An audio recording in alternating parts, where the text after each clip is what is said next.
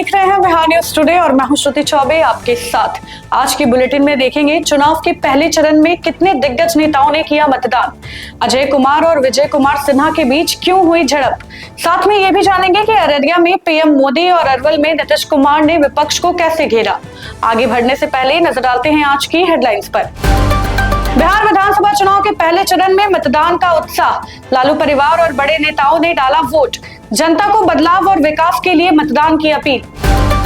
बिहार विधानसभा चुनाव के पहले चरण के दिन अररिया में रैली, पीएम मोदी ने मैथिली में किया संबोधन, जनता से एनडीए के पक्ष में मतदान की अपील, चुनावी माहौल हुआ तेज।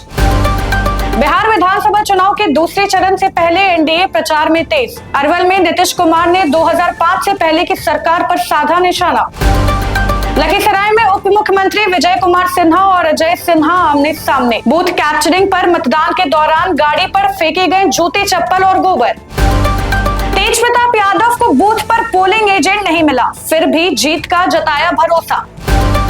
तो ये थी आज की मुख्य खबरें। आइए अब खबरों को समझते हैं विस्तार से। बिहार में आज पहले चरण का मतदान उत्साहपूर्वक जारी है।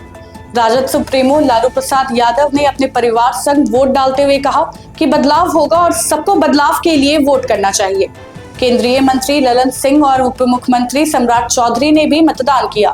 नेताओं ने जनता से विकास और स्थिर सरकार के लिए मतदान की अपील की। देखिए हमारी ये रिपोर्ट। बिहार चुनाव के पहले चरण में नेताओं से लेकर आम मतदाताओं तक में मतदान को लेकर उत्साह दिखा। पटना में लालू परिवार ने मिलकर वोट डाला और लोकतंत्र के पर्व में शामिल होने की अपील की। वहीं ललन सिंह और डिप्टी सीएम सम्राट चौधरी ने भी मतदान किया और कहा कि बिहार की जनता विकास और स्थिरता के लिए एनडीए के साथ है। देखिए उन्होंने क्या कहा। हम डेवलपमेंट पर बिहार की जनता से वोट चाहते हैं। बिहार में जो बदलाव हुए, एक्सप्रेसवे बने, रोड बने, और आज यदि बिहार में सारे इंफ्रास्ट्रक्चर ठीक होने के बाद उद्योग लगने लगा, आज बिहार के जीडीपी में, जो लालू जी के राज में बिहार के जीडीपी में माइनस में इंडस्ट्री था, आज 23% हिस्सेदारी जीडीपी में इंडस्ट्री का है। इसलिए हम विकास के नाम पर वोट मांग रहे हैं। बिहार की जनता एक अच्छी सरकार नीतीश कुमार के नेतृत्व में और मोदी जी के नेतृत्व में। बिहार के जनता से अपील है कि अपना अपना मतदान पर जाकर वोट डालें। अपना अधिकार को नहीं भूलना चाहिए, अधिकार को अपना समझना चाहिए। डबल इंजन की सरकार रही है, 20 वर्षों में इन लोगों ने कुछ काम नहीं किया बिहार के लिए, और खास तौर पे अपने बच्चों के भविष्य के लिए। जंगल राज तो मोकामा में दिख गया ना, जंगल राज मोकामा में दिख गया। अब ये जनता को तय करना है कि वो मोकामा वाला ललन सिंह ने जो बयान दिया वो सरकार लानी चाह रही है या रोजगार बांटने वाली तेजस्वी सरकार। बिहार चुनाव के पहले चरण के दिन प्रधानमंत्री नरेंद्र मोदी ने अररिया में जनसभा को संबोधित किया। पीएम नरेंद्र मोदी ने एनडीए के पक्ष में मतदान करने की अपील की। सभा में बड़ी संख्या में लोग शामिल हुए और माहौल में जोश और उत्साह देखने को मिला। रैली के जरिए प्रधानमंत्री ने चुनावी माहौल को और तेज कर दिया है। देखिए हमारी ये रिपोर्ट। अररिया की सभा में पीएम मोदी ने मैथिली भाषा से संबोधन की शुरुआत की और कहा कि आज पूरे बिहार से एक ही आवाज गूंज रही है, फिर एक बार एनडीए सरकार। प्रधानमंत्री ने कहा कि आरजेडी के शासन में बिहार की एक पूरी पीढ़ी का भविष्य तबाह हो गया। देखिए उन्होंने क्या कहा। और जंगल राज मतलब कट्टा, क्रूरता, कटुता, कुसंस्कार, करप्शन और कुशासन। 15 साल के जंगल राज में बिहार में कोसी नदी पर कितने पुल बने, कितने पुल बने, जरा जोर से बताइए। कितने एक्सप्रेसवे बने, कितने एक्सप्रेसवे बने? जीरो। जीरो मतलब शून्य, नील बटे सन्नाटा। डबल इंजन की सरकार बनने के बाद बिहार के विकास में नई तेजी आई है। पटना में आईआईटी खुली है, बोधगया में आईआईएम खुला है, पटना में एम्स खुला है, दरभंगा एम्स का काम तेज गति से चल रहा है। अब बिहार में नेशनल लॉ यूनिवर्सिटी भी है, भागलपुर में ट्रिपल आईटी भी है। बिहार में एक नहीं, दो नहीं, बल्कि 4 सेंट्रल यूनिवर्सिटी भी स्थापित की गई है। विधानसभा चुनाव के दूसरे चरण के लिए एनडीए अपनी पूरी ताकत झोंकते नजर आ रहा है। प्रधानमंत्री नरेंद्र मोदी और नीतीश कुमार लगातार जनसभा कर रहे हैं। इसी बीच नीतीश कुमार ने आज अरवल में जनसभा को संबोधित किया। देखिए हमारी ये रिपोर्ट। अरवल में जनसभा के दौरान नीतीश कुमार ने 2005 से पहले की सरकार पर निशाना साधा है। उन्होंने कहा कि लोग शाम के बाद घर से बाहर नहीं निकलते थे, जातिवाद अपने चरम पर थी। नीतीश कुमार ने परिवारवाद पर भी निशाना साधा। देखिए उन्होंने क्या कुछ कहा।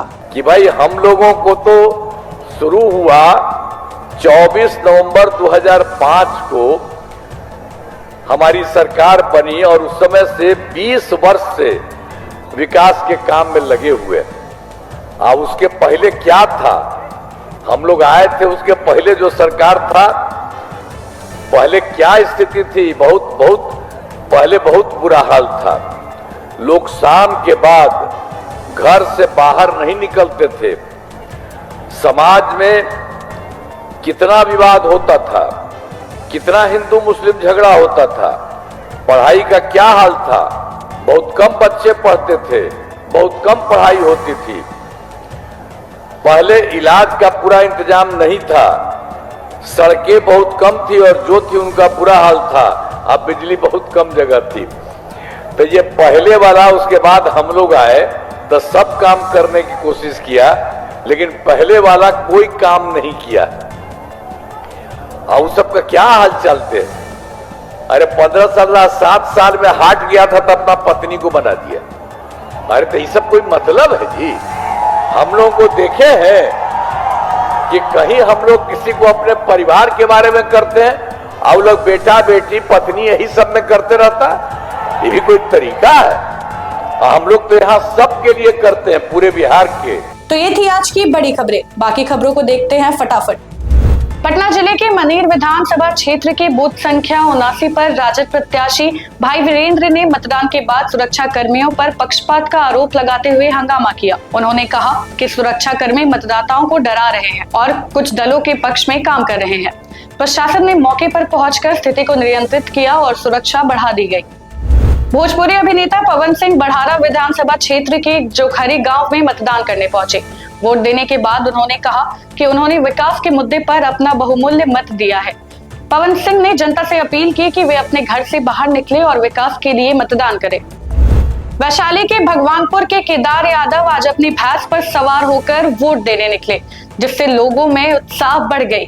उन्होंने कहा कि सभी गाड़ियां बंद हैं, इसलिए वे अपनी भैंस पर सवार होकर 2 किलोमीटर दूर स्थित स्कूल में वोट डालने जा रहे हैं। लालू प्रसाद यादव के करीबी माने जाने वाले केदार यादव का यह अनोखा तरीका चर्चे में है। गया जिले के बराचट्टी में चुनाव प्रचार के दौरान एनडीए उम्मीदवार और वर्तमान विधायक ज्योति मांझी पर अज्ञात लोगों ने हमला कर दिया। हमले में उन्हें चोट आई और वे अस्पताल में भर्ती हैं। घटना के बाद पुलिस ने मौके पर पहुंचकर जांच शुरू कर दी और अतिरिक्त बल तैनात किया। भाजपा नेताओं ने हमले की निंदा करते हुए दोषियों को गिरफ्तार करने की मांग की है। लखीसराय जिले के खुरियारी गांव में बूथ कैप्चरिंग की सूचना मिलते ही एसपी अजय कुमार दल बल के साथ पहुंचे और शांतिपूर्ण मतदान सुनिश्चित किया। इस दौरान उप मुख्यमंत्री विजय कुमार सिन्हा भी गांव पहुंचे, जहां ग्रामीणों ने उनका विरोध किया और गाड़ी पर जूते चप्पल और गोबर फेंके। स्थिति को काबू करने के लिए अतिरिक्त पुलिस बल तैनात किया गया। सासाराम और तिलौथू में भोजपुरी स्टार पवन सिंह के रोड शो के दौरान राजद समर्थकों ने मुर्दाबाद के नारे लगाए। महिलाओं ने भी उनके खिलाफ प्रदर्शन किया। भारी भीड़ और धक्का मुक्की से कार्यक्रम में अफरा तफरी मच गई, जबकि पवन सिंह स्नेहलता के समर्थन में प्रचार कर रहे थे। महुआ विधानसभा में मतदान के दौरान तेज प्रताप यादव बूथ नंबर 225 पर वोटिंग का जायजा लेने पहुंचे, लेकिन वहां उनका पोलिंग एजेंट ही गायब था।